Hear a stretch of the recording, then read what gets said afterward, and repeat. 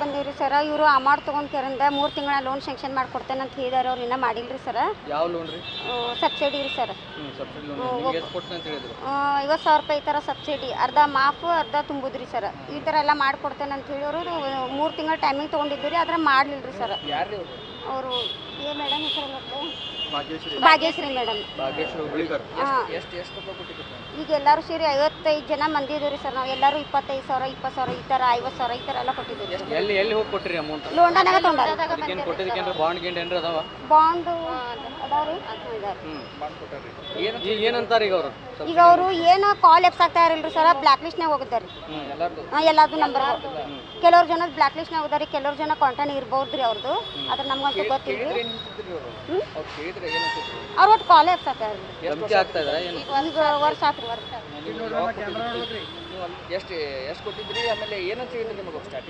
Starting ಬಂದು loan ಮಾಡಿಕೊಡ್ತೀವಿ ಮತ್ತು ಈ ಥರ ಸಬ್ಸಿಡಿ ಐತಿ.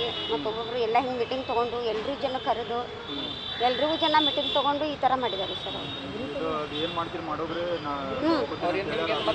ಮತ್ತು ನೀವೇನು ಮಾಡ್ತೀರಿ ಮಾಡ್ರಿ, ನಾವು ರೊಕ್ಕ ಹೆದರಿ ಫೋನ್ ಎತ್ತೋಳ್ರಿ. ಲೋಂಡಾದಾಗ ಬಂದು ಮೀಟಿಂಗ್ ತೊಗೊಂಡು ಎಲ್ಲರೂ ಇಲ್ರಿ, ನಾವು ಲೋಂಡಾದಾರ ರೀ. ಆಫೀಸ್ ಆಫೀಸ್ ಯಾವ ಬ್ಯಾಂಕ್ ಏನಂತ ಹೇಳಿದ್ರು?